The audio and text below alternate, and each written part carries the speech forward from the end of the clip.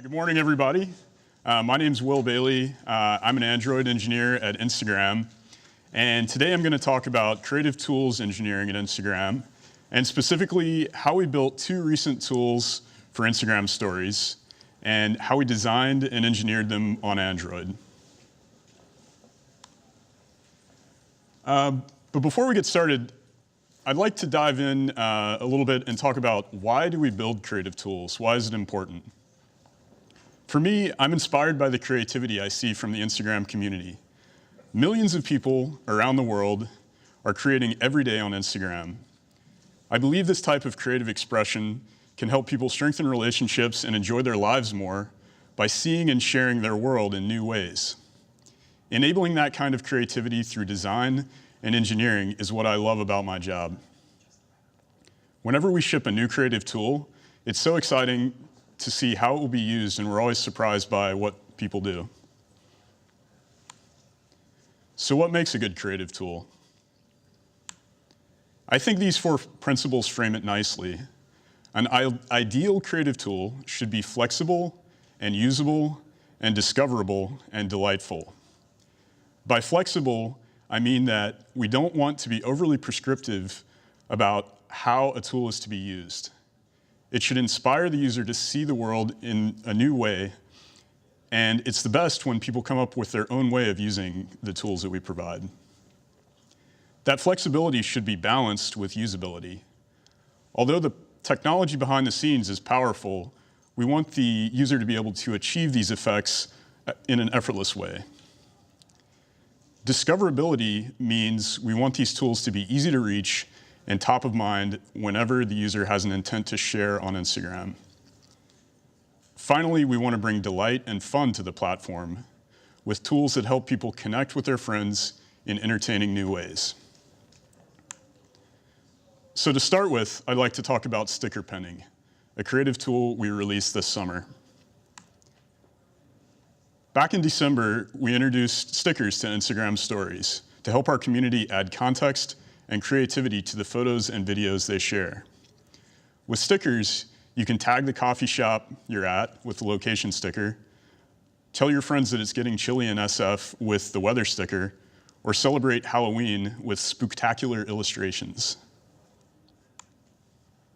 We soon realized that stickers worked well for photos, but felt static and less native on videos.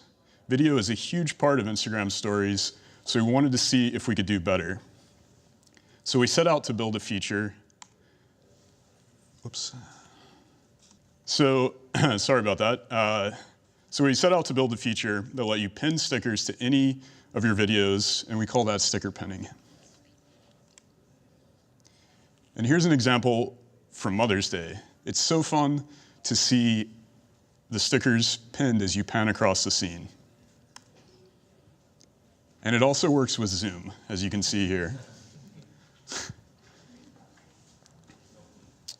Our designers went through a number of prototypes to ensure that sticker pinning feature aligned with our principles of building flexible, usable, discoverable, and delightful tools. Let's take a look at a few of the early ideas. We felt it was important to give users the right amount of control. We explored and prototyped many versions of the editing mode ideas so that it was easy to select the right frame of the video. We saw in research that being able to scrub back and forth was a small but impactful UI change that made it a much nicer experience to select the subject to track in the video.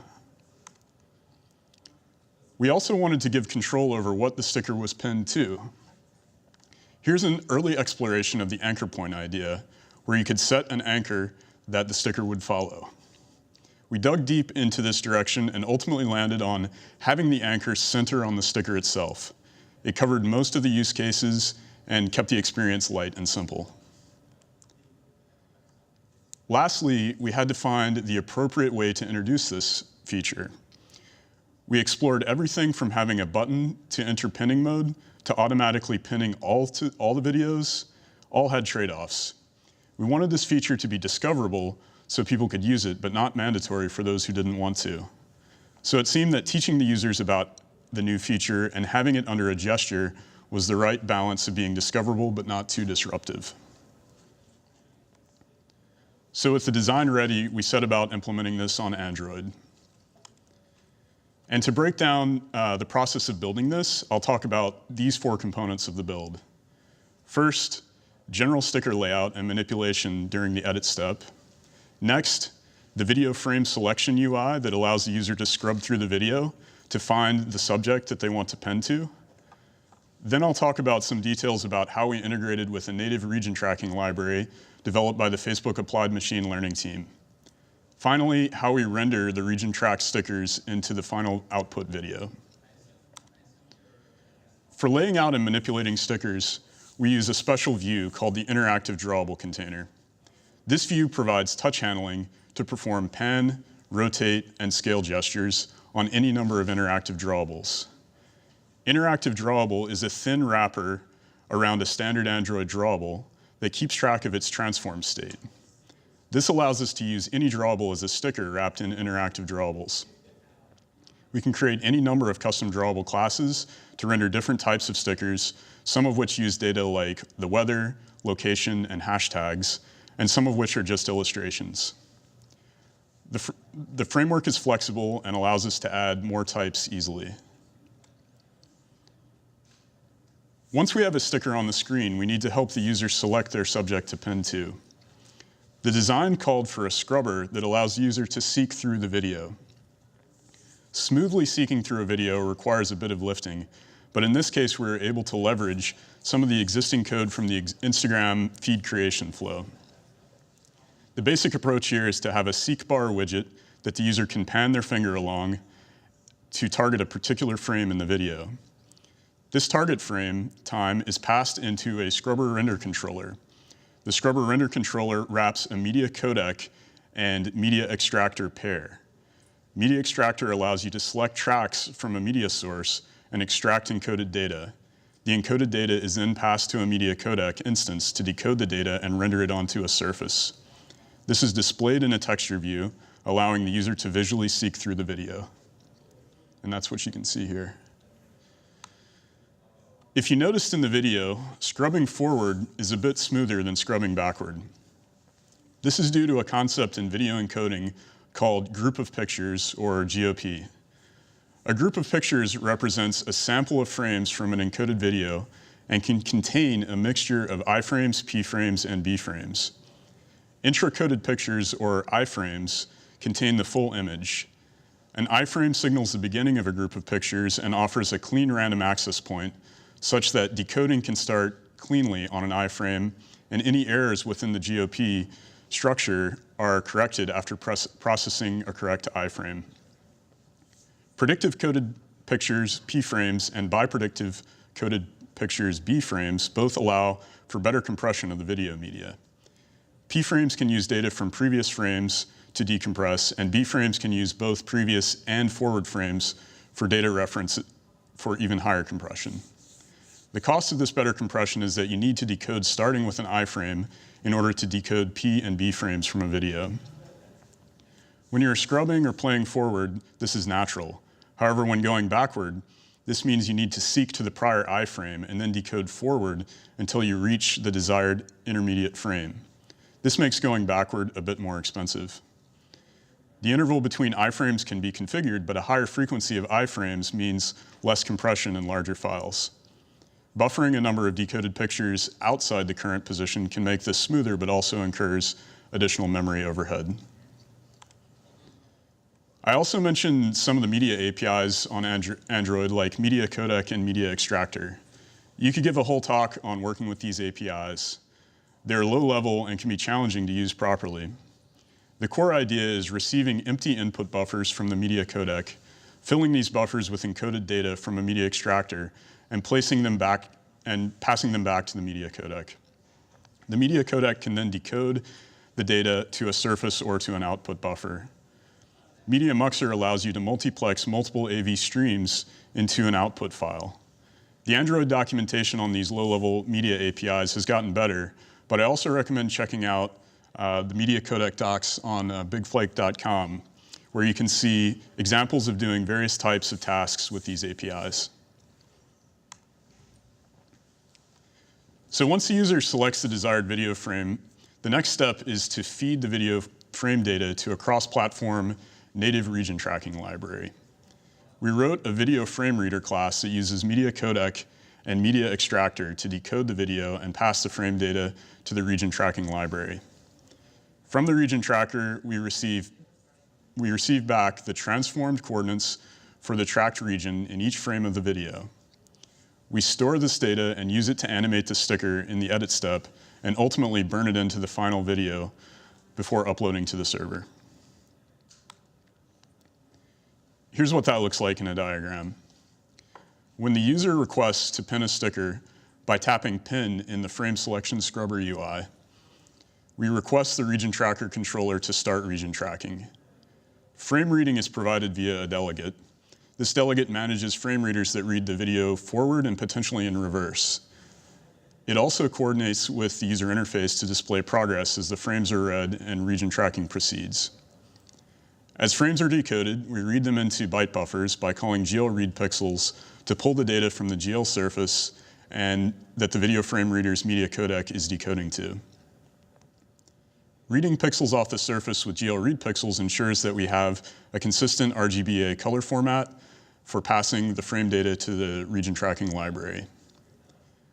The region tracking controller receives these RGBA pixel buffers in on-frame read and passes them on to the native region tracking library with quaternions from the gyro tracker if available.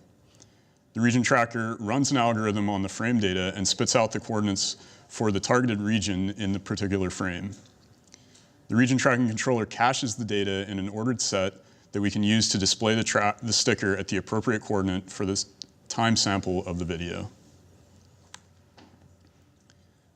Since we support pinning in the middle of the video, we may need to pass frames to the region tracker in reverse order to know where a given region was at the beginning of the video. If the pinning target is not the beginning of the video, the region tracking controller delegate first transcodes the video into all iframes to provide fast backtracking. It then provides two video frame readers to the region tracking controller, one that seeks from the start position backward to the beginning, and one that seeks from the start position to the end. Our friends on the iOS team had an easier time with this. The built-in media player in AV Foundation on iOS supports a frame rate of -1 and handles reverse playback automatically. We had to build this functionality ourselves, but as you'll see, we got some halo benefits from this work. One of the coolest tricks you can do with region tracking is to track an object that is out of frame at the beginning of the video. The tracker takes gyroscope samples as normalized quaternions with each video frame we pass to the region tracker if available. The gyroscope data helps the tracker keep track of the frames that have exited the viewport by approximating where they would be based on the phone's change in orientation. If the video is imported or the device does not have a gyroscope, the tracker falls back to just using the pixel data. The real magic behind this feature is provided by a C++ library that we use on both iOS and Android.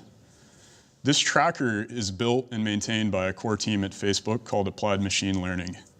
This team channels R&D into applied solutions that power creative tools across all the Facebook app family. Here's a bit about how the algorithm in the region tracker works. Given a video frame, we extract a much smaller area, which we call the region of interest.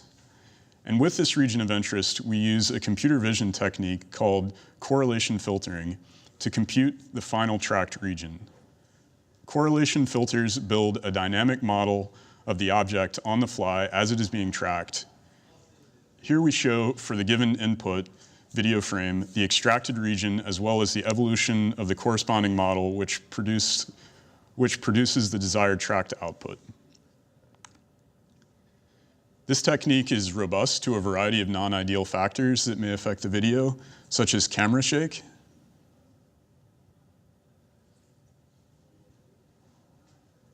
scale change, partial occlusion, and even lighting variation.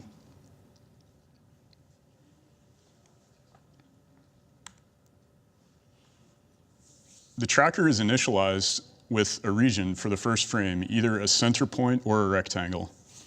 The tracker takes each frame it's given, converts the frame to grayscale for simplicity and efficiency, and then outputs the coordinates of the target region in that frame.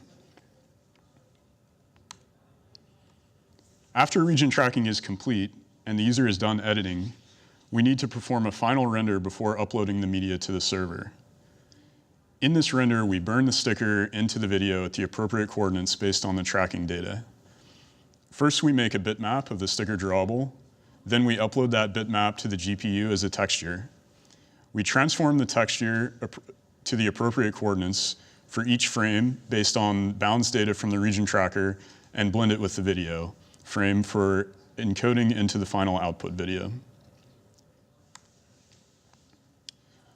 So there are a lot of moving parts in this feature to organize, and beyond the base complexity, there were also platform challenges.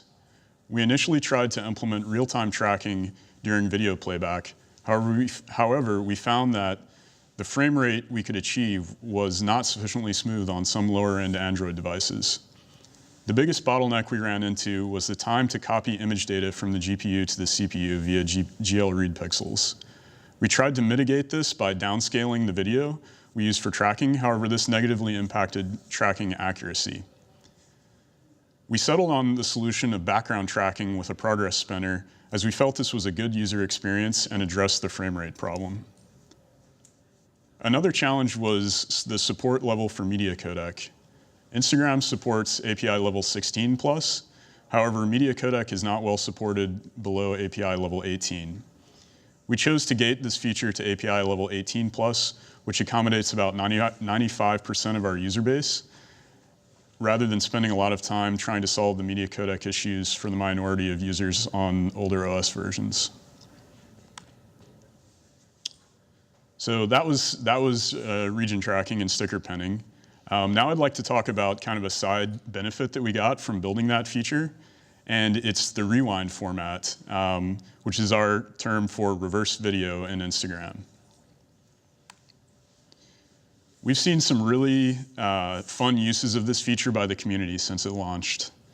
Playing a video in reverse can make it seem like you have superpowers, like levitating something off the ground into your hand or performing an impossibly high jump. And one of the great things about working at Instagram is that everyone can be a part of the product development process. In the case of Rewind, the engineering team proposed the feature after we built the technology to support video backtracking for sticker penning.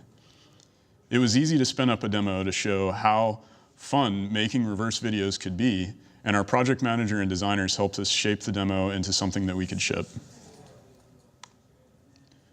One of the interesting design decisions we made was whether the feature would be better as a pre-capture or a post-capture feature. The initial demo was to do this post-capture. This allowed you to reverse any video and gave you a lot of flexibility, but it didn't really advertise the feature, and we felt like offering this as a pre-capture format helps the user understand what they could do with it and made them think about capturing in reverse as a creative form of expression. Crumpling or tearing paper, pouring liquids, or dropping things all lead to magical results when played in reverse. We think that offering this as a pre-capture format has helped inspire the creative uses we've seen. Encoding a video in reverse means that we need to start with the last frame and encode frames backward to the beginning. If we have to wait until the video is fully recorded to start encoding, then the processing delay will be substantial. We can improve this by buffering short clips of the video and reversing these clips while the forward encoding is still happening. However, the buffer needs to be managed as this incurs additional memory overhead. The solution was to overlap reverse encoding with forward encoding. And here's how that works. As we record, we receive GL frame buffer textures and place them onto a stack. When the stack reaches a configurable limit, we start flushing the frames last in, first out to a media codec to encode a short reversed clip. In order to keep from blocking the recording thread, we pass frames to the reverse encoder at the same rate that we receive them from the new frames from the camera. The new frames are placed onto a second stack, which we swap to the encoder as the first stack is depleted. At the end, we just need to flush the last short clip before we have all of the reversed samples. We then use a bridge to FFmpeg to run ffconcat on the short reverse clips, stitching them together in reversed order to form the complete reversed video. ffconcat runs very fast, so the only latency we really add here is the time to process that last clip. And here's how these components work together. Our camera infrastructure sends us frames to a reverse frames handler. The reverse frames handler stores inbound frame buffer textures on a stack and encodes the stack via a media codec instance into a temporary clip file. The internal state of the reverse frames handler is managed by a simple state machine as it moves between idle, encoding, and finalizing states. Once the final clip is encoded, the reverse frames handler signals the reverse capture controller, and the reverse capture controller then feeds the clips to ffconcat, generating the final output. Reversing audio is a bit simpler than video. The data is small enough that we can keep an entire 15-second audio clip from the microphone in memory. We receive the audio samples from the microphone as PCM16 byte arrays. To reverse these, we first convert the byte buffer to a short buffer to pair the 16-bit samples, and then reverse the short array. This encoded data is then muxed with the video data using Media Muxer to produce the complete reversed AV media. We mute the sound by default in the edit step, since most of the time audio is distracting to a reversed video, but there are some cases where you can make hilarious effects by reversing yourself talking backward, which leads to a very awkward sounding forward recording. So I hope this talk has given you an idea of our approach toward building creative tools at Instagram and some of the types of engineering challenges we work on. A couple of takeaways. Low-level media hacking on Android is challenging, but with persistence, you can achieve amazing effects. We're constantly building new experiences like this at Instagram, and it's so much fun to see how the community uses what we've made. If you enjoy this kind of creative coding, please come join us. And thanks very much. If there's any questions, I'll try to answer them. Thank you.